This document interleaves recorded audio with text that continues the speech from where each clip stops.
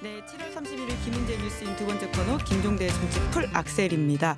김종대 전 의원이 운전석에 앉아서 정치 현안 제대로 밟아보는 시간인데요. 오늘 동반석에는 박시동 경제평론가님 오셨습니다. 두 분 안녕하세요. 안녕하십니까. 네. 네. 네, 날이 더운데 오시느라 고생하셨습니다. 날이 더워 유튜브 다니는 데마다 조회수가 반토막 아이고.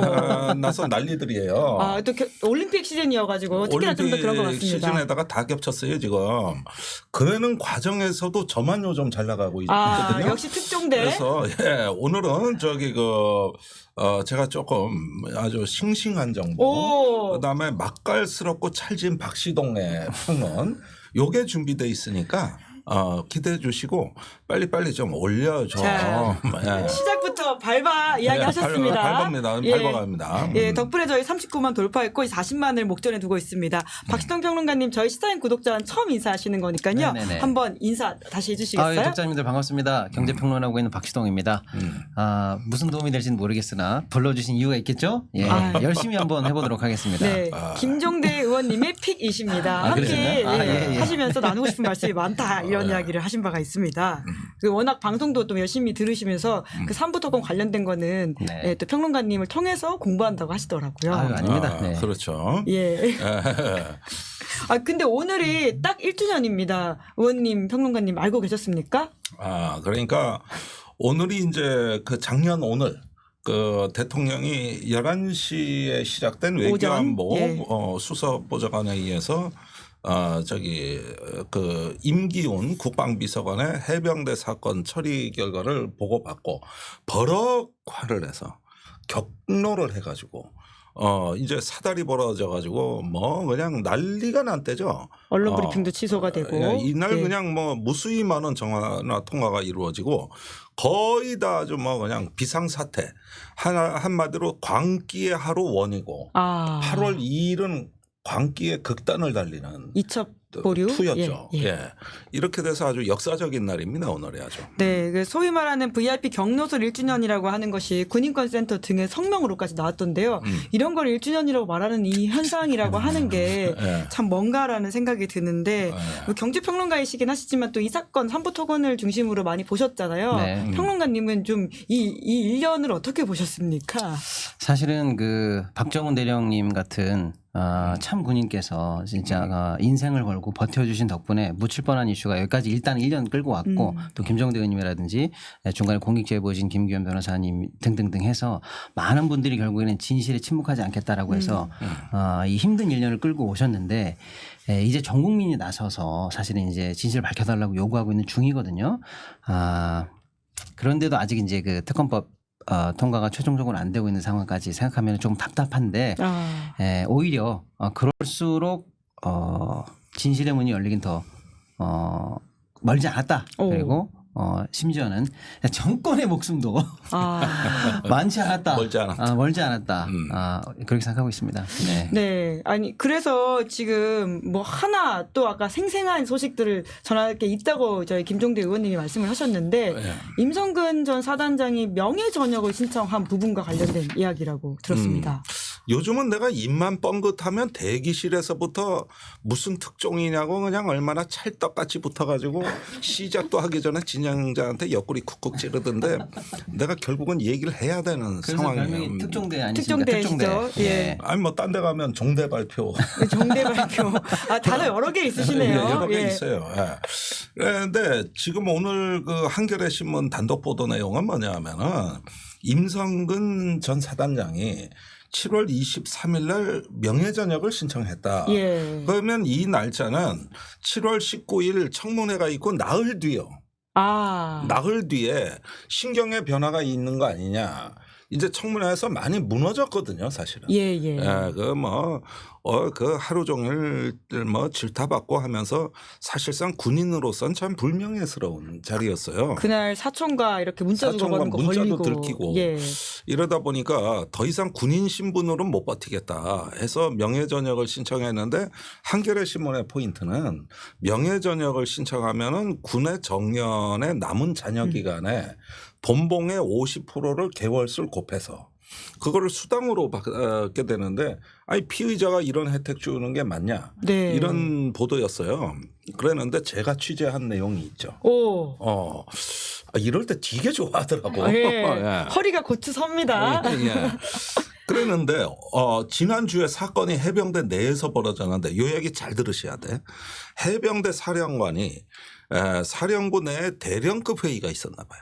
여기서 중요한 발언을 합니다. 사령관님 김계환 사령관. 김계환 사령관이 여태까지 전역 지원하는 거를 참 내가 만류했다. 3개월만 버티면 10월이 되니 그때 군 정기 인사 때 같이 나가지. 해다가 그래도 본인이 전역 지원을 자꾸 해서 올렸다 상부에. 네. 번번이 불어댔다. 안 된다고. 안 된다고. 예. 나가면 안 된다. 나가면 안 된다. 아하. 자, 이 사태를 만류한 세력이 있다는 이야기예요. 세력이 있다고요? 그렇죠. 그러면 여기서 얘기하는 상부는 누굴까? 해군본부일까? 직제상은 그런데 제가 보기엔 국방부. 오. 국방부예요. 신원식 국방부 장관이 있죠. 그 다음에 대통령실이 있는 거예요. 그러면은 임성근 사단장은 사실은 이런 청문회에 나온다는 그 자체로 군인으로서 명예는 끝난 거예요. 그렇죠. 그리고 작년에도 자기는 7월 28일 날 사의 표명을 했어. 근데 누가 자꾸 버텨 임마 이러면서 작년에도 그 두 군데서 만류했다 그랬는데 지금 그 정체가 안 밝혀지고 있는데 그 사람들이 범인입니다 사실은. 로비설에. 그래가지고 그 박철환 검사가 동아일보에 그 얘기를 했던데 우리 사촌 형이 작년에 사의 표명했는데 두 군데서 말렸다. 예. 근데 왜 말렸는지 형도 궁금하고 나도 궁금하다. 근데 그 만류에 따랐다는 얘기거든요. 인사 권력이 있는 사람이 말리니까 그래 따르지 저 같은 사람이 만류한다고 따르겠습니까? 그 전직 국회의원이 만류한다고? 아니잖아. 예. 그런데 그건 밝힐 수 없다 그랬어. 누군지. 예. 그러면은 이 사태를 만류했다고 이종우는 자기가 만류했다고 주장한 적이 있어. 녹취록에. 예. 그런데 이 사태를 만류한 주어가 빠진 이 주어가 내가 보기엔 이 사건의 핵심인데 이번에 김기환 사령관 말은 뭐냐 하면은 임성근 사단장이 군복 벗겠다는데 불허했다. 상부에서. 여기서 얘기하는 상부가 내가 보기에는 대통령실하고 국방부인데 예. 왜 만류했을까? 왜 말렸을까요? 민간인으로 풀어놓을 수가 없는 거죠. 오히려 네. 입을 좀 봉할 수 있게 이 안에 있어야 된다. 통제하겠다는 거예요. 통제하겠다. 예. 그랬는데 만약에 민간인으로 되면은 그냥 있는 그대로 얘기해 버리면 괜히 피곤해. 이게 상부에서 불허했다. 보통 이런 거 상부에서 불허하지 않고 본인 뜻대로 다 받아줘요. 그런데 왜 불허했을까? 왜? 그 다음에 몇 번 이런 일이 있고 나서 이제 명예전역을 신청했다는 뜻은 그 전역 지원서가 계속 반려되고 하니까 이제는 명예전역으로 이렇게 해서 다시 신청했다는 뜻이에요. 이게. 그런데 이걸 신청했다는 게 어쩌다 뉴스에 나온 거지. 지금도 받아들이다는 뉴스는 없고. 예. 그 다음에 이게 있어요. 임성근 사단장이 이게 이렇게 버티도록 하느라고 사령관을 유임시키고 사단장을 이렇게 냅두다 보니까 해병대 무슨 문제가 생겼냐 하면은 후속 인사가 안 된 거예요. 다 꽉 막혀 있는 거죠. 꽉 막혀 있는 예. 거예요. 그게 임성근 사단장이 지금 투수타야. 그런데 그 사관학교 동기 기준으로 하면은 육군에선 지금 사성장군이야. 네. 육군에는 이 기수의 투수타가 없어. 다 나갔어. 아니면 사성장군 최고 계급까지 이미 진출했다고. 그러니까 육군 참모총장이면은 임성근의 사관학교 기수대로 1년 선배고 임성근과 같은 기수는 군사령관이에요. 네. 그 육군의 최고직이라고. 그런데 해병대만 이 지경이 된 거야. 김계환 사령관은 지금 해군 참모총장 동기예요. 다 사성장군인데 여기만 쓰리스타야. 네. 왜 이렇게 됐을까? 김계환 임성근을 안 내보내려고. 이 의혹이 불거지고 해병대는 이 상태로 올 수도 동작 그만 인사 중단 이러니까 밑에서 부글부글 끓겠지. 인사 적체가 있으니까요. 다른 구는 지금 저기 뭐냐 여기 해병대 대령이면 다른 구는 지금 원스타 달고 네. 투스타 달고 하는데 여기만 그래 여기만 해병대만. 조직 전체가 지금 문제가 생겨버렸네요. 그러니까 임성근 사단장이 어떻게 해병대 내에서 고개 쳐들고 다니겠어. 그리고 해병대 사령관은 지는 유임됐다고 지난 여름에도 떠들고 다니고. 그랬죠. 네. 그러니까 이거를 갖다 전역 지원서 내는 거는 어떻게 보면 개인으로선 순리예요. 이걸 받아주느냐 안 받아주느냐 하는데 받지 말아야 된다는 게 어떻게 된 게 민주당하고 대통령실이 입장이 같아진 거야. 대통령실은 통제해야 되니까 우린 받아주면 안 돼. 예. 너 끝까지 앉아 있어. 공수처 수사 더 버텨. 이렇게 하고 있는 건데 예. 민주당은 범법자가 무슨 명예전역이야? 명예전역은 명예로운 사람이 하는 거야. 이렇게 피의자 또는 재판에 계류 중이면 그럴 도망가지 자유가 마라. 없어. 네, 도주하지 마라. 안 돼. 그러다 보니까 공교롭게 대통령실하고 민주당이 같은 얘기를 하는 거지 지금. 그런데 중요한 건 누가 만류했을까? 이게 비밀입니다. 이게. 지금 말씀하시기로는 국방부와 대통령실 가능성이 크다. 그렇죠. 예. 김계환 사령관이 몇 번 불허했다 그랬어요. 몇 번. 그러니까 계속 틀어막아 오는 거야. 계속 틀어막는 거다 이거. 네. 이게 진실이 하나라도 그 귀퉁이라도 드러날까 봐 빙산의 일각이라도 삐져나올까 봐 이거에 두려워서 전전긍긍 하면서 국가전략기동군이라고 하고 서북도서방어의 최일선에 있는 이 중요한 전투부대를 갖다가 인사를 이제 개판으로 운영할 수밖에 없는 이 나라 꼴 안보가 절단난다 이거예요. 그렇죠. 시스템이 망가졌다. 이렇게 그렇죠. 봐야 되는 이렇게 상황이네요. 해석을 해야 된다 이거예요. 요렇게. 네. 이렇게 보면 이 명예전역 사건도 해줘서 뭐 몇 푼 더 수당 받냐 안 받냐 사실 그건 본질적인 문제가 아닙니다. 네. 누가 못 나가게 만들었을까가 본질이에요. 중요한 지점들을 짚어주셨는데 거기엔 로비 세력도 가담해 있어요. 네. 작년에 이종호가 내가 사표 못 내게 했다. 버티라 그랬다. 예. VIP한테 내가 얘기했는데 뭔 사표를 내? 이러니까 알겠습니다 하고 따른 거 아니야? 결국은 이 로비설과 맞닿아 있는 것이 못 나가게 하는 핵심이다. 못 나가게 만든 세력이 로비 세력이다. 예. 그 세력이 범인이다. 요 얘기예요. 예, 저희가 그 이야기가 이제 멋쟁 해변과도 연결이 되다 보니까 오늘 박시정 평론가님 모셔가지고 이야기 해보려고 모신 건데요. 근데 제가 방금 제보가 들었는 부릉부릉 박시동이라고 다른 프로그램에서 인사하실 때 시작하신다고 굉장히 저희 김종대 풀악셀 기사님과는 좀 애초에 이렇게 결이 잘 맞으셨던 분이구나라는 생각이 들긴 그렇습니다. 합니다. 네. 예, 시동을 걸어야 밟지. 네, 그렇죠. 예. 제 이름이 시동이어가지고 그냥 기억하시라고 부릉부릉 박시동입니다 했는데 네. 그 한반도의 현인 정세현 전 통일부 장관님께서 웰스 부 할 때 부자와 예. 큰 언덕 능자를 주셔가지고 제가 경제평론을 하고 있으니까 돈과 부가 쌓이는 언덕이다라고 해서 아예 호를 지어주셨어요. 그래서 그냥 농담으로 부릉부릉 하다가 진짜 부릉 박시동이 됐습니다. 그게 한자의 의미까지 예, 같이 예, 있는 예. 것이군요. 내가 돈빵 썩은 얘기 들어봤어도 돈 언덕은 처음 들어봐. 네, 시동 네. 걸고 밟으면 되는 상황입니다. 두 분이 오늘 환상의 케미를 보여주실 수 있을 것 같다라는 생각이 드는데 삼부토건 이야기로 좀 넘어가 보면 결국은 이 아까 말씀하신 로비 세력이 그쪽과 연결될 수 있다는 의혹 때문에 점점 더 사건이 커지고 있는 것 네. 같거든요. 그런데 삼부토건에서는 아직 아무 말이 없다 이런 걸 또 어제 김종대 의원님이 지적해 주신 걸 봤는데 우선은 좀 삼부토건 회사가 어떤 곳인지 좀 박시동 평론가님 좀 말씀해 주시겠어요? 그 멋쟁이 해병 처음에 3부 내일 체크회가 골프 3부냐라고 했는데 그게 아니라는 게 확정됐잖아요. 그럼 결국에는 3부 토건밖에 없다라고 하면 그럼 이 사람들이 3부에 대해서 도대체 뭘 체크하라는 건가? 어떤 움직임이 도대체 있었던가가 궁금하지 않을 수 없잖아요. 결론적으로는 이제 3부 얘기가 안 나올 수가 없거든요. 그래서 이제 독자님들께서도 앞으로 나올 뉴스를 대비하는 차원에서라도 3부 토건 그 자체를 좀 아시고 해야 이제 앞으로 좀 어떤 뉴스라도 좀 보시기 쉬울 것 같아요. 간단하게 이제 3부의 역사를 좀 말씀드려보면은 1948년도에 설립된 회사예요. 되게 일찍 됐죠. 그래서 이제 우리나라 토목 건설 면허 1호 회사입니다. 그러니까 이제 영광스러운 타이틀이 있기는 있죠. 상징적인. 예. 그리고 이제 해방 전후에 또 6.25 전후에 굵직굵직한 토목공사를 통해서 회사가 잘 나가요. 네. 그리고 이제 경부고속도로 고속도로라든지 뭐 서울 지하철 역사 같은 큰 사업도 예. 많이 합니다. 그리고 해외 건설 면허도 거의 초창기에 가장 먼저 따거나 그래요. 그래서 해외 진출도 먼저 하고 또 주식시장의 상장도 거의 고조 할아버지급이에요. 1976년에 합니다. 예. 엄청 오래전에 상장한 회사예요. 네. 굉장히 잘 나갔죠. 이렇게 잘 나갈 때는 사실은 창업주가 잘 나가게 한 거죠. 창업주는 삼형제입니다. 조씨 일가 삼형제인데 그래서 일단은 삼형제다 그래서 삼이고 부여 출신이에요. 그래서 부여의 부자를 따서 삼부입니다. 고향을 잊지 않으려고. 예. 그래서 삼부. 충청도. 예. 충청권으로 알려져 있어요. 그러시죠. 근데 그 창업자의 그러니까 이제 삼형제 중에 큰아들의 큰아들 장자 상속이 돼요.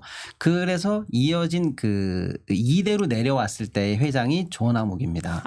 유명한 이제 분이에요. 이제 혈연 관계로 쭉 예. 이어집니다. 그 조남욱 회장 때 그래서 이제 편의상 제가 조남욱 회장이 있을 때까지를 이제 혈연 관계가 지배될 때까지를 일기라고 한번 해볼게요. 근데 조 회장이 있을 때는 이제 더 잘 나가요. 그래서 죄송합니다. 80년대도 굉장히 잘 나가가지고요. 건설뿐만 아니라 호텔업까지 진출을 합니다. 그래서 그 유명한 라마다 르네상스를 지어버려요. 네. 예, 그 전설의 장소. 예, 말씀 안 드려도 아시겠죠? 그래서 아무튼 잘 나갔는데 2011년도부터 이제 회사의 사운이 좀 꺾이기 시작해요. PF 사업을 좀 잘못한 게 몇 개 있어가지고 현금 유동성 위기에 좀 빠지면서 사운이 기울다가 2015년에 결국에는 버티지를 못하고 기업 회생이 들어갑니다. 예. 요즘으로 치면 워크아웃이에요. 뭐냐면 이제 채권 동결시키고 이 답이 없으니까 네가 직접 사재 출연해라. 돈이 없는데요? 그럼 할 수 없죠. 외부 자금 수혈해서 결국에는 사주가 바뀌게 된다. 네. 그래서 2017년에 워크아웃이 졸업이 됩니다. 졸업이 되니까 이제 혈연으로 내려오던 1세대 1기 때 회장들이 이제 대주주에서 끝납니다. 그럼 이제 2기가 새롭게 대주주라고 짠 하고 들어오는데 원래 2기 때 그러니까 워크아웃을 졸업하자마자 초반에 잡았던 대주주는 이름이 휴림 로봇은 아니에요. 근데 그 회사가 이제 사명을 계속 바꾸면서 최종적으로 휴림 로봇으로 나중에 엑시즈 됩니다. 예. 그래서 그냥 편의상 기억하시라고 휴림 로봇이라고 해볼게요. 그러니까 조씨 일가가 지배하던 일기를 끝내고 대주주는 휴림 로봇이라는 회사가 이제 3부를 지배하게 되는데 그러면 휴림 로봇은 회사니까 진짜 3부의 주인은 누군가? 그럼 휴림 로봇이네? 그럼 휴림 로봇의 또 진짜 주인은 누군가? 이게 꼬리에 꼬리를 캐 물고 가다 보면 짠 하고 나오는 게 조씨 부자입니다. 근데 똑같은 조씨 부자라서 양쪽 다 내가 회장이네 이러고 다니니까 1기 때 조남욱 회장과 사람들이 헷갈리는 거죠. 근데 이제 2기 때 실질적인 소유주라고 추정되는 그 사람은 조성옥 회장이에요. 그리고 그 아들은 조원일 씨 이렇게 됩니다. 자, 그렇게 일단은 지배하고 있다가 휴림 로봇이 어느 날 자기네들의 이 대주주 지분을 장내 매도를 합니다. 보통 대주주의 지분은 장외 블록딜로 팝니다. 그래서 나 이거 경영권 있는 프리미엄 있는 주식인데 당신 사겠습니까? 당신 사겠습니까? 높은 가격 쳐주는 데하고 해서 증권사 통해서 이제 딜을 통해서 장외 매도를 통해서 넘기는데 장내의 주식들을 그냥 팔아버리고 갑자기 대주주가 없어져 버려요. 네. 신기한 일이죠. 나중에 설명드릴게요. 그래서 이제 갑자기 어느 날 대주주가 없어지고 나서 짠 하고 새롭게 제가 기존 주주들로부터 주식을 양도 양수를 받았습니다. 그래서 나의 지분이 현재 내가 딱 보니까 최대 지분이네요. 오늘부터 내가 대주주입니다라고 갑자기 짠 하고 나온 회사가 DYD라는 회사입니다. 그래서 DYD가 지금까지 대주주예요. 예. 그래서 DYD가 지배하는 3부를 3기라고 편의상 얘기를 해보겠습니다. 그래서 1기, 2기, 3기 동안 이렇게 대주주가 바뀌어왔다라고 보시면 되는데 이제 이 스캔들을 보셔야 됩니다. 1, 2, 3기 때 어떤 일들이 있었느냐. 왜냐면요.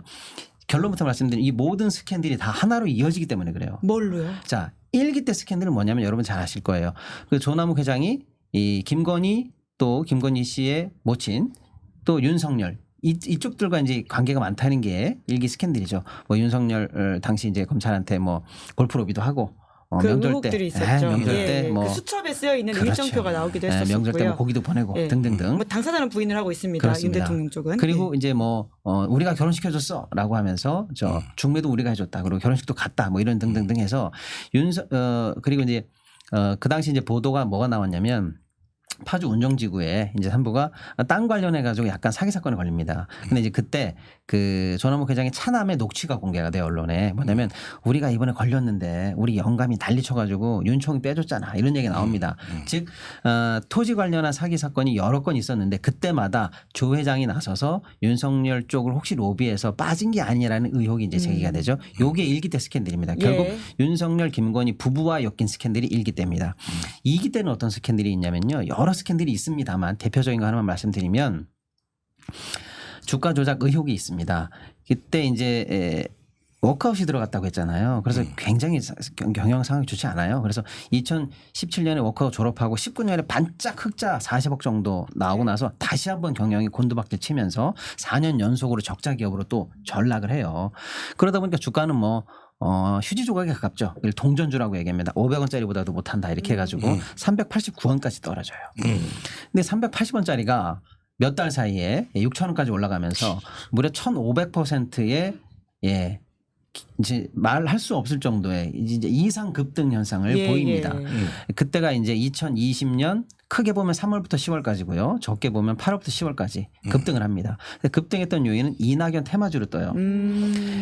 그러면서 이제 이게 그 당시 이낙연이 국무총리고 또 차기 대권 후보 1위였고 또 대권과 상관없이 현직 국무총리니까 뭐 정부가 하고 있는 다양한 토목 사업 등등에서 혜택을 받을 수 있을 거 아니냐라는 식의 테마가 잡혀서 엄청나게 주가가 뜹니다. 이게 뭐 주가 조작이냐 아니냐는 변론으로 하고요. 그런 일이 있었다는 거예요. 자, 그런데 그때 사실은 주가가 그렇게 1,500%가 떴다면 누군가는 돈을 많이 벌지 않았을까요? 그죠? 그런 생각 당연히 하셔야 됩니다, 여러분. 네. 그래서 대주주 일가도 돈을 벌지 않았을까요? 이렇게 생각해 봐야 되겠죠. 또 그때 뭐가 좀 특이한 일이 많이 생기냐면요. CB와 BW가 대량으로 발행이 돼요. CB는 사채인데 나중에 주식으로 전환한다라고 해서 컨버터블 본드 전환 사채고요. BW는 이제 여차하면 신주로 바꿔줄게. 신주로 청약하면 우리 회사 주식 줄게요라는 건데요.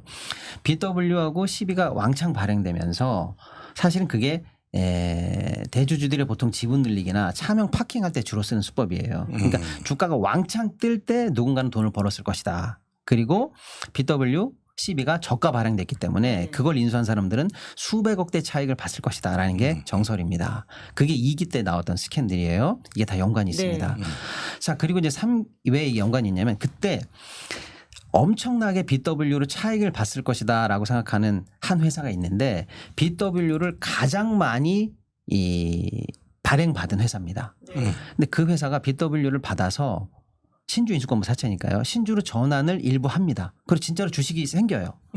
그 주식을 양도받아서 들어온 게 지금 DYD입니다. 네. 그러니까 2기 때 집행부, 대주주의 모종의 그 패밀리들의 허락과 커넥션 없이 갑자기 들어온 사람이 아니라는 거예요. 그럼 지금 3부 체크하고는 지금 세 번째 지금 3기 그렇습니다. 상황이라는 말씀이신 그러니까 거죠? 이종호 씨가 이제 그 멋쟁 해병에서 3부 체크하고라는 얘기를 하지 않았습니까? 근데 이종호 씨는 본인 다른 녹취에서 이렇게 얘기해요. 야, 김건희, 윤석열 부부 우리가 결혼시켜줬잖아라고 하잖아요. 아까 그건 일기지. 예, 그 일기는 내가 결혼시켜줬어라고 늘 얘기하는 게 그 조남욱 회장 패밀리인데 거기에 이종호 씨가 그건 우리가 한 일이야라고 해서 일기를 와의 인연이 지금 갑자기 생겨버리는 거죠. 자, 2기 때는 아까 얘기한 주가 조작 테마, BW 저가 발행 등등등 엄청난 일이 일어났는데 그때 일어났을 때의 실소유주 부자인 조원일 씨를 서울구치소에서 동부로 가지 않게 해달라는 로비를 이종호 씨가 또 합니다. 네. 그 2기 음성이 나왔죠. 그렇습니다. 네. 그 2기 집행부와 이종호 씨는 또 연결이 되는 거예요. 그리고 3기 때 내일 3부 체크해라고 해서 무슨 일이 생겼냐면 이제 드디어 3기 스캔들은 뭐냐면 우크라이나 테마로 주가가 5배 이상 뜨는 일이 벌어지죠. 예, 예. 이것도 이종호 씨가 만약에 주가 조작이라고 우리가 정황적으로 얘기를 해보고 그걸 본인이 알고 내일 체크해라고 했다면 네. 3기 스캔들도 이종호 씨는 또 관계가 있는 거죠. 그러니까 이종호라는 사람을 놓고 보면 그동안 3부에 있었던 모든 대주주들의 인연은 얽히고 설켜서 하나의 어떤 그 인연관계로 다 또는 방사형 인연관계로 다 연결이 된다. 아. 그래서 이 스캔들을 다 봐야 된다는 거예요. 그럼 1기 때 사람이 지금 3기 때 사람과 관계가 있을 수도 있는 거죠. 또 3기 때 사람은 2기 때 사람과 관계가 있을 수 있는 거고. 그렇게 해서 결국에는 그래서 지금 나오는 얘기가 그럼 진짜 삼부주의는 누구고 3부는 도대체 누구의 놀이터인가 이런 거죠. 아까도 얘기했지만 1기 때 나온 스캔들은 토지 사기 등등등등도 나오지만 2기 때는요 주가 조작 사기, 의혹이 제가 나온다고 했잖아요. 특히 이제 이 금융 로비를 했던 실소주의 아들로 돼 있던 이 조원일 씨는 라임 때문에 지금 현재 징역 20년 맞은 사람이에요. 이 사람은 이 라임 사건 아니어도 애당초 원래 이 업계에서는 굉장히 유명한 사람입니다. 이미 실형을 받은 사람이에요. 뭘로 받았냐면 무자본 인수. 그러니까 쉽게 말하면 저축은행이라든지 이런 쪽에서 차입을 특혜로 받고 그 돈 가지고 회사를 싸게 사서 이 사람 주특기예요. 시비나 이런 걸 저가로 발행하고 그래서 주주들에게 피해를 엄청 입히고 그렇게 해서 들어온 돈으로 원래 자기 차입금을 갚고 그럼 자기 돈 들어간 게 하나도 없죠. 그리고 나서 회사 재산을 밖으로 빼돌려서 거덜내고 회사는 작살 내고 주주 작살 내고 자기는 차익을 챙겨 나가는 그 수법으로 도가 튼 사람입니다. 이미 실형을 받았고 우리가 알 수 있는 여러 건에서 다 이름이 올라간 사람이에요. 2기 때는 그런 사람들의 놀이터가 됐었어요. 그리고 심지어는 2기 때 아까 제가 말씀드린 게 이제 장내 매도랑 연관이 되는데 그런 사람들이 만약에 실소유주였다면 이 사람들은 더 자기 프리미엄을 받아서 자기 지분을 받고 빠져나갔을 텐데 장내 매도로 사라진단 말이에요. 그래서 의심스러운 거죠. 제대로 시동 완전 걸고 쭉 달렸습니다. 그러니까 이 정도 압축인 건 여태까지 여러 방송에 얘기했던 걸 다 집대성해가지고 한 번에 전부 요약을 해준 거예요. 이게. 근데 진짜 확 명확하게 그림이 그려지네요. 공부제도가. 그래서 이제 이 얘기 조금만 더 말씀드리면 이제 거의 끝납니다. 그럼 2기 때 방금 이렇게 장내 매도한 주식이 혹시 예를 들면 제가 대주주예요. HTS 프로그램을 통해서 매도 날려서 모르는 사람이 사갔다. 그럴 시나리오는 거의 낮죠. 근데 만약에 제가 12시에 만나요처럼 그게 통정매매 아닌가요? 김문재 기자님 통정과는 조금 다르죠. 통정은 그런가요? 짜고 치면서 가격을 올린다거나 하는 건데 그냥 너 받아 이거죠. 지금 내가 물량 던진다. 그러면 김 부장님 그냥 사는 거예요. 그 물량이 내 물량인 줄 알고. 예를 들어서 시나리오 한번 써보는 겁니다. 그러면 대주주는 공시 의무가 빡빡하기 때문에 한 주만 팔아도 걸려요. 근데 공시 의무를 피하고 싶어 나는. 그런데 내가 믿을 수 있는 파킹할 수 있는 여러 개인을 내세워서 나는 빠지고 회사를 지배하고 싶어. 이런 시나리오를 만약에 쓴다면 장내 매도로 주식을 흩뿌리고 내가 친한 사람 A, B, C, D, E가 개인으로 이걸 쫙 흩뿌려서 갖고 있다. 이런 시나리오도 상상을 해볼 수 있는 거죠. 자, 그러면 이 시나리오가 왜 의미가 있냐면 이제 3차 우크라이나 주가 조작이 요새 있느냐 없느냐 말이 많잖아요. 이게 만약에 주가 조작이라고 예를 들어 볼게요. 상상을 해본다면 자, 첫 번째 주가 조작이 가능한 시나리오는 먼저 주식이 있어야 주가 조작을 할 거 아닙니까? 그리고 그래야 내가 차익을 벌죠. 그래서 사전에 매집을 해야 됩니다. 그걸 선행매매라고 해요. 근데 선행매매가 굉장히 어려워요. 선행 매매하는 동안에 주가가 변동이 잡히잖아요. 예고 작전이다라고 해서 초장에 사실은 작전이 실패해요. 그러니까 그때 조용히 매입을 해야 돼요. 그렇지. 잔잔하게. 악어가 사냥감을 이렇게 접근할 때 파도가 치면 안 되는겨. 그렇죠. 물 흐르듯이 맞습니다. 싹 접근해야 되는 거야. 그러니까 잔잔해야 된다. 저 그래프를 보시죠. 가장 왼쪽에 수평선처럼 잔잔하지 않습니까? 저 나가고 있나요 지금? 그러니까 저렇게 잔잔하게 하는 동안에 선행매매를 끝내기가 굉장히 기술적으로 어려워요. 그렇지. 그런데 저게 만약에 주가 조작이라고 예를 들어서 상상해 본다면 저때 선행매매가 끝났을 거라고 추정을 할 수가 있잖아요. 그런데 만약에 저걸 피하는 시나리오도 가능해요. 왜 피하냐? 아까 제가 뭐라고 그랬죠? 2기 때 주식이 흩뿌려졌다고 그랬죠. 이미 갖고 있을 수 있죠. 선행 매집이 필요 없죠. 이미 갖고 있잖아요. 그런 시나리오도 가능은 하다.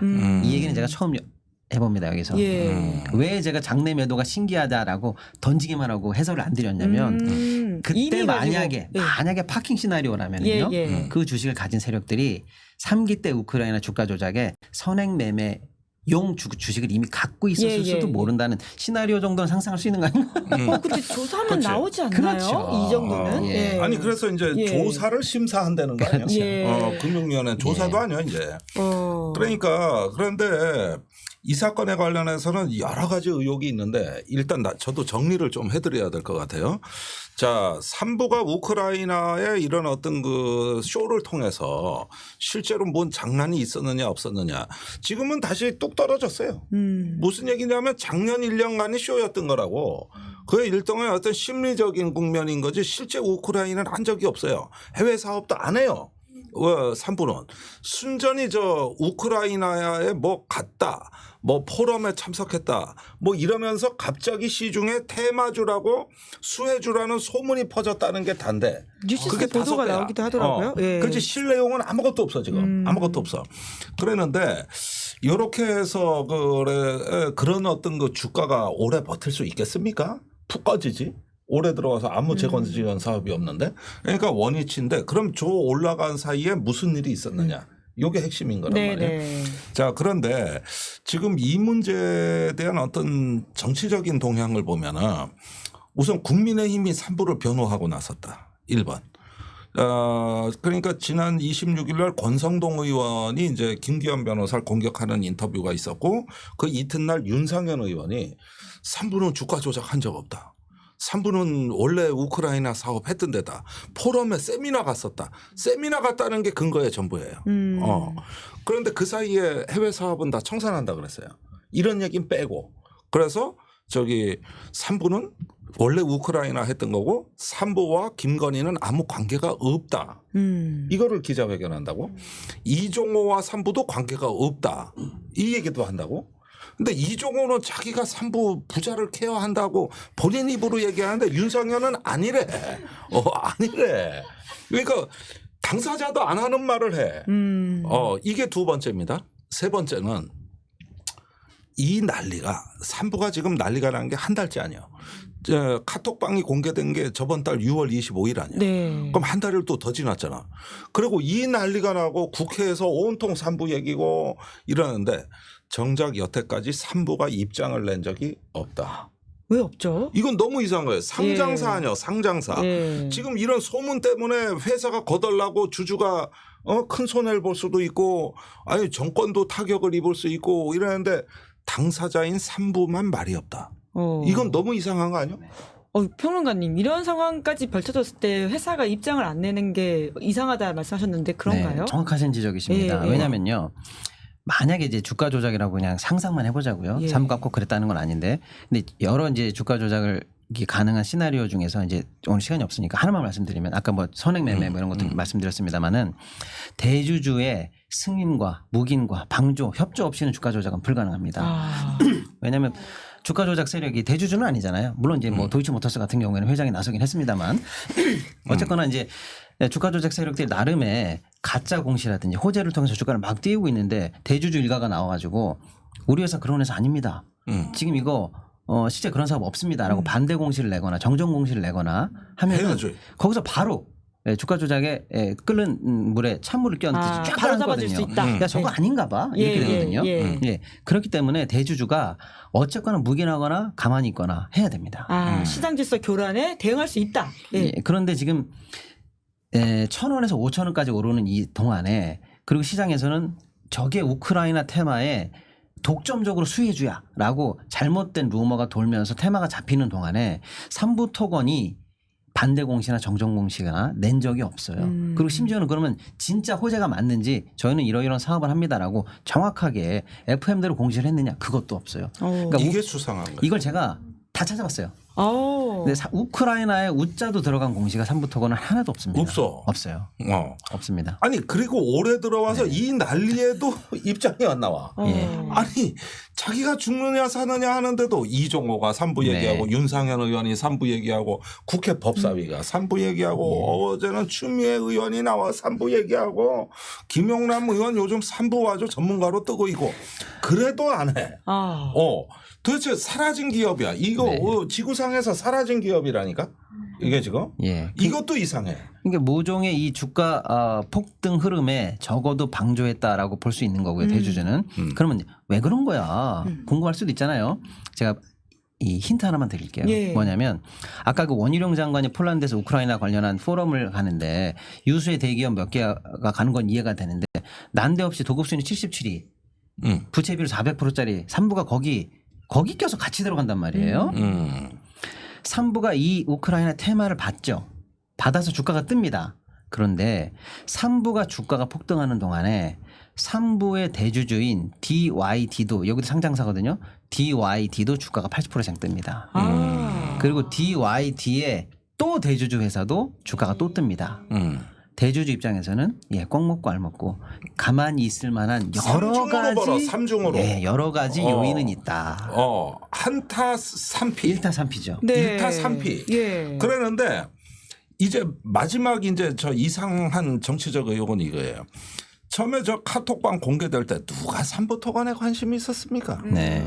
사실은 그냥 지나갈 뻔한 거고 카톡방은 사실 별 의미도 없는 것이 그냥 3분의 1 체크하고 그러니까 골프냐 삼부토건이냐 그럴 때 이게 쉽게 규명될 성질의 문제가 아니었는데 바로 저 카톡방에 속해 있는 인물 하나가 동네방네 다니면서 삼부토건 아니라고 골프 삼부라고 우기고 다니는 거야. 이 양반이 네. 최 씨인데 예. 일본으로 박정훈 대령을 찾아와서 삼부는 골프야. 네. 그런데 박정훈 대령이 야 미친놈아 네가 그걸 나한테 왜 그래? 그러니까 삼부는 골프라니까 그러니까 나한테 왜 얘기하냐고 이러다가 박정훈 대령이 말이 안 통하니까 그 박정훈 대령 해군 사관 81기 동기회장을 찾아가 삼부는 골프야. 그러니까 뭔 삼부? 뭔 일이 있었어? 그러니까 얼마 전에 카톡방에 있었어. 그런데 그러니까 삼부는 골프라니까 그러니까 그런데 왜 나한테 그 이야기를 하느냐. 그러다가 세 번째로 장경태 의원실을 찾아온 거야.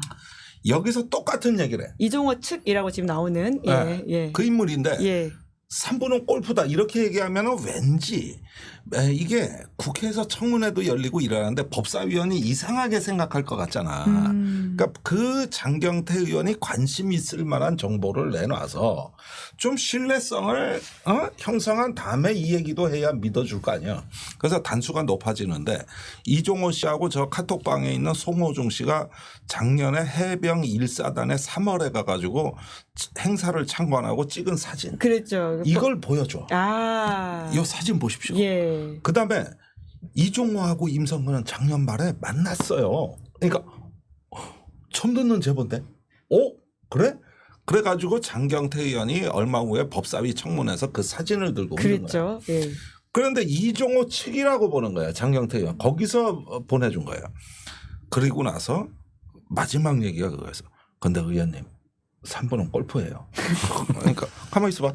그런데 장경태 의원은 이미 군의 골프장에는 3부가 없다는 걸 알아. 뻔히 아는데 저 얘기를 하는 거야. 그러니까 이 얘기하려고 찾아왔구나. 사진 준 건 조작이 안 되니까 그건 내가 쓰고. 여기까지인데 그 다음에 더 충격적인 일이 터져. 뭐죠? 요 최 씨가 이제 여기까지 그 3부는 골프다 이래놓고 그 다음에 7월이 됐어요. 이때 김규현 변호사하고 7월 3일 날 통화를 해. 그때 김규현 변호사는 아직 공익제보하기 전이고 녹취록이 언론에 안 터졌을 때인데 저 카톡방은 터졌단 말이에요. 그런데 이종호 씨 의혹을 제기하다 보니까 이 사업가 최 씨한테는 되게 미안한 거야. 김규현 변호사 입장에서. 상관없는 사람이거든. 통화를 해서 미안하다 그랬다고 JTBC 보도가 이거 내보내지 말라 그랬는데 이게 나가가지고 근데 당신한테 너무 미안하다 이렇게 사과를 한 거 해명을 한 거예요. 이걸 녹취를 한 걸 가지고 이번에 이 최 씨가 권성동 의원한테. 그러니까 왜 권성동 의원이에요? 아니 이제 여야에 다 제보를 하는 거야. 그러니까 여야에 다. 그러니까 무슨 일이 벌어지냐면 권성동 의원하고 장경태 의원이 이제 치고받고 싸워. 그래서 싸움을 붙이는 데는 또 성공을 해요.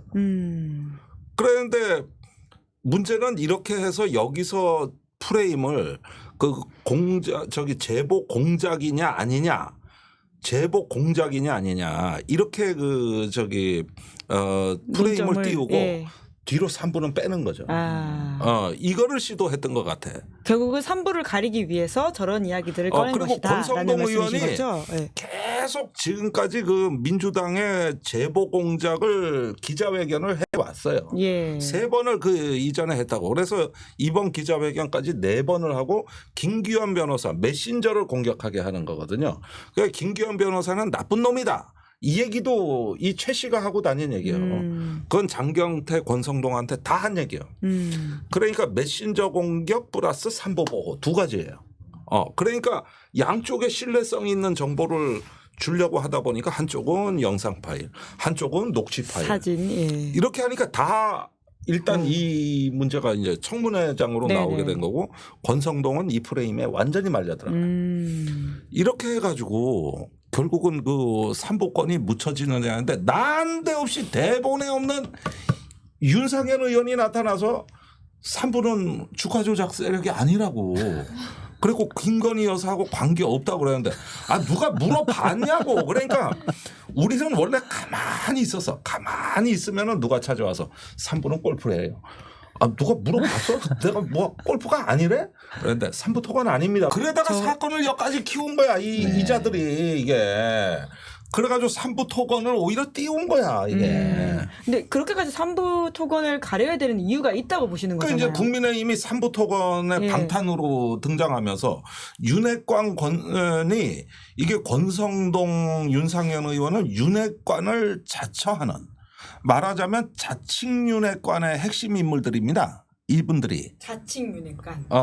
자칭윤핵관의 핵심 인물이고 제1열에 서 있는 분들이에요. 딱 이런 분들이 탁탁 나오는 거죠. 그러면 이분들이 3부를 알아서 저렇게 방어하고 김기현 변호사를 공격하냐? 아니거든. 고소 내용을 보면 엉성하게 그지 없거든. 팩트도 안 맞아. 문제는 목표가 딴 데 있는 거 아니냐. 3부로 의혹이 번지는 걸 차단해야 여사와에 대한 의혹도 차단할 수 있다는 거 아니냐 말이에요. 그게 아니면은 당대표에 도전하는 그리고 저 다선 의원 중진 의원이 뭐 세상에 할 일이 없어가지고 저기 김기현 변호사 조사하고 그래. 3부 토건 변호사 노릇이나 하고 있냐고. 너무 이상한 거지 이게. 그래서 3부의 주가 조작의 패턴이야 이제 박시동 평론가가 이렇게 논리적으로 딱딱해주면 네네. 이걸 반박하는 사람도 없고 그냥 3부는 골프래. 그러니까 이제 골프가 3부가 군에 없다는 건 다 알려진 이 와중에 이제 와서 그 주장을 하는 겁니다. 이 사람들이. 유상범 의원까지. 네. 유상범 의원은 임성근 전 사단장이 정정해줘서 바로 잡지 않았습니까? 바로 잡혔죠. 예. 그러니까 3부는 골프야. 그러면 골프여야 해. 이 말을 골프야라고 얘기하는 거겠죠. 뭐. 그러니까 간절한 바람이 느껴집니다. 그래서 이게 3부 토건이 이 정도로 관심을 끄는 데는 이 박시동 평론가의 분석은 나중 일이고 네. 3부 토건 아닙니다. 허구한 날 3부 토건 아닙니다. 한 이분들이 오늘날 이렇게 해가지고 사건을 키웠다. 네. 그러면서 저 더 중요한 제보도 했지. 뭐죠? 그 사업가 최 씨가 임성근 사단 이종호 씨하고 사석에 있었는데 이종호 씨가 김건희 여사한테 전화 거는 걸 봤다. 거기에 전화가 들리더라. 예. 김건희 여사가 이종호 씨 보고 오빠라고 부르더라. 네. 이것까지 덤으로 얹어줘. 예. 덤으로. 장경태 의원이 최근에 이제 폭로한 사실이죠. 그 얘기죠. 예. 그것도 거기서 들은 거예요. 결국 그분 그러면 지금 대통령실이라든지 그 어떤 주변 사람들은 결국 최 씨가 또 거짓말쟁이다 이렇게 몰아가고 있는 거 아닙니까? 그러니까 최 씨가 보내준 영상 파일, 녹취 파일은 다 써먹고. 그런데 이제 김건희 여사하고 통화한 거는 또 이제는 공작이다. 예. 그러면 이제 권성동 의원이 헷갈릴 거 아니야. 분명히 자기가 기자회견한 거는 최 씨한테 받은 정보로 했는데 문제는 최 씨가 이제 거짓말쟁이, 허풍쟁이라고 또 공격을 해야 되는 예. 상황이 된 거지. 네. 그러니까 권 의원도 헷갈릴 거야 지금쯤. 이게 똥이요 된장이요? 네. 그러니까 찍어 먹어봐도 모르겠어. 네. 찍어 먹어봐도 이 상황이 돼버린 거야 지금 이게. 이게 모든 게 3부는 골프다. 3부 토건 없다. 이 아니다. 얘기하다가 벌어진 예. 일이라니까 이게. 예. 복잡한 맥락을 김종대 의원님께서 워낙 쉽게 설명해 주시고 심지어는 이제 3부 토건 어떤 역사부터 시작해서 이 주가 조작 패턴에 대한 이야기를 해 주시니까 저희 댓글창에 오늘 방송은 여러 차례 봐야 될 것 같다라는 이야기들이 많습니다. 그래요? 예. 하여간 의혹은 이렇게 단계적으로 높아졌다. 그다음에 주가 조작의 역사는 작년에 그냥 지나쳤던 게 이제 와서 재조명되고 있다. 그러다 보니까 이제 조금 눈치 빠른 사람들은 이 스토리가 보이기 시작을 하는 건데 여기서 이제 마지막 그 결정타는 이거예요. 내가 여사라고 생각을 해봐. 내 입장에서 정말 때려 죽이고 싶을 정도로 미운 사람이 누구겠어? 이 상황에서요. 허구한 날 자기 이름 팔아가며 온 동네 VIP한테 내가 어쩌고 그 밑에 직원도 다 알고 임성근 성근이도 내가 하고 조병로 영등포 경찰서의 형사 이과장한테 압력능 경무관도 내가 치안감 시킨다 그랬고 완전히 이 정권을 골로 보낼 가장 위험인물 시한폭탄은 내가 여사라면은 이종호예요. 그럴 거 아닙니까? 예. 그런데 못 건드려. 왜요? 그 이종호 씨와 삼부토과는 관계가 없다. 김건희와 관계가 없다. 이렇게 하면서 오로지 이종호 보호를 해주는 기자회견을 지금 국민의힘이 하고 있잖아. 윤핵관이. 이거는 누구의 뜻이냐고. 이종호는 못 건드리게 이종호는 보호하고. 그러면 이종호 씨는 절대 조사를 안 합니다. 공수처 출석할 때 저 휴대폰 2번 바꿨어요. 뭔 증거가 남아 있겠습니까? 다 없애고 가고 거기 가서 또 공수처 가면은 한때 이종호 씨 변호인이 검사가 2명이나 있어. 네. 여기 뭐 다 내 놀이터야. 그러니까 조사가 제대로 될 리가 있나? 그다음에 이종호 씨에 대해 가지고 누구 하나 경고를 주지도 못해. 그러니까 저기는 방탄해줘야 돼. 그 대신 메신저를 공격해. 이러다 보니까 가장 위험 인물은 이종호 씨인데 김규현하고 제가 고소당한 거지. JTBC 섞어서 네. 셋이. 안 그래도 지금 뭐 고소한 사람들은 조사받았다고 나오던데요. 의원님 따로 연락 온 거 있습니까? 수사기관에서? 아니 뭐 거소지만 확인하더라고요. 전화 왔어요? 경찰에서? 바로 이튿날 왔어요. 엄청 빨라요. 거소지는 왜 확인하는 거예요? 이제 외국에 나갔을까 봐. 아니 그게 아니라 이제 뭐 송달도 해야 되고 관할도 정해야 되고 이러니까 원래 하는 건데 무지한히 빨라요. 그러면은 이게 김종대 수사는 이렇게 빠르고. 그러니까 이종호를 욕하지 마. 이종호를 니들이 건드리거나 욕만 하면은 이런 식으로 고소할 수 있는 거야. 이 시그널을 보내는 거지. 이 신호를 발신하는 거야. 예. 그러면은 정작 이종호 씨는 여태까지 여사 팔아먹고 상부토건 팔아먹고 또 뭐 결혼해 시켜줬다. 김건희 애였다. 이제 영부인이 됐다. 별의별 말을 다 했는데도 아무 규제가 없어. 네. 천공하고 똑같아.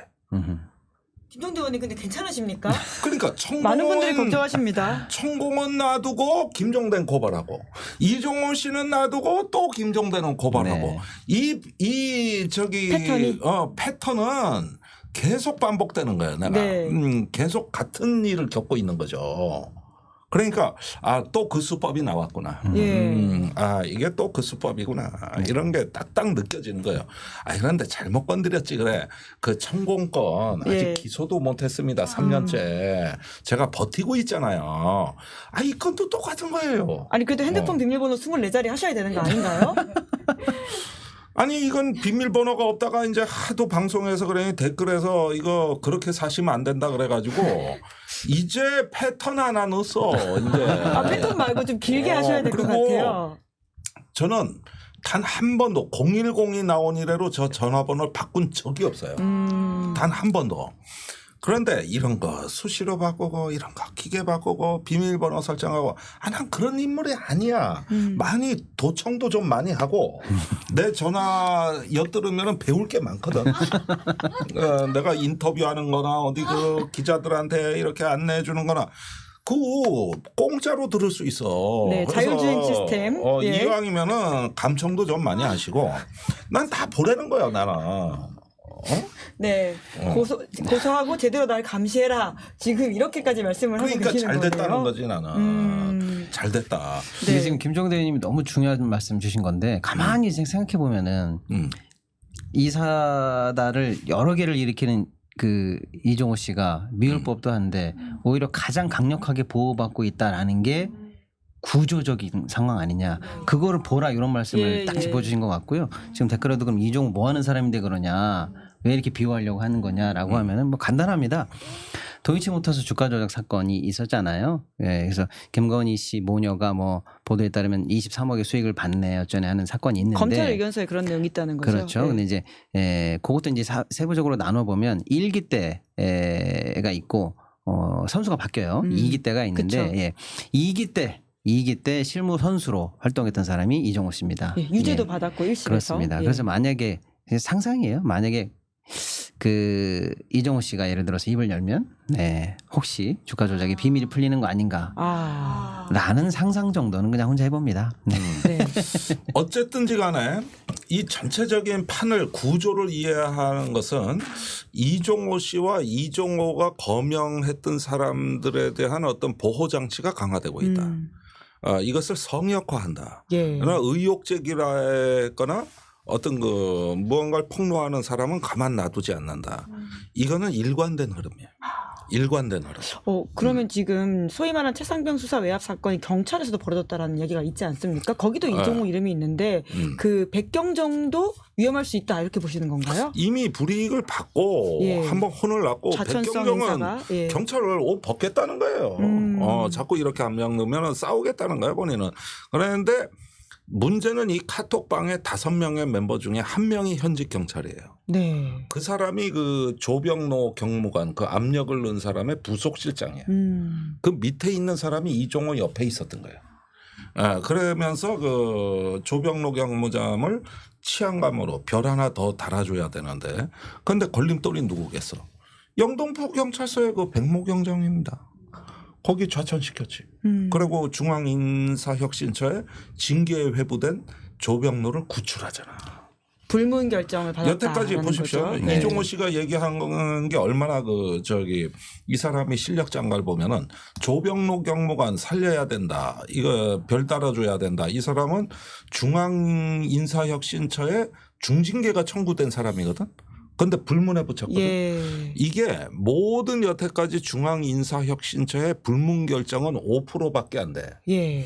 그런데 5%라는 게 대부분 이렇게 조금 이렇게 무슨 수사 개입 이런 게 아니라 뭐 약간 과실성이라든가 이러면은 그런 거 요건 조사가 잘못된 것 같다 하고 5% 정도 돼요. 그런데 이렇게 마약 수사에 개입하고도 징계를 안 받았다?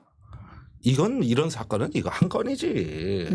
공무원 징계 역사상 유일한 한 건이 이거지. 그런데 여기도 그러니까 이종호라는 얼마나 센 이름이- 힘이냐. 예. 예.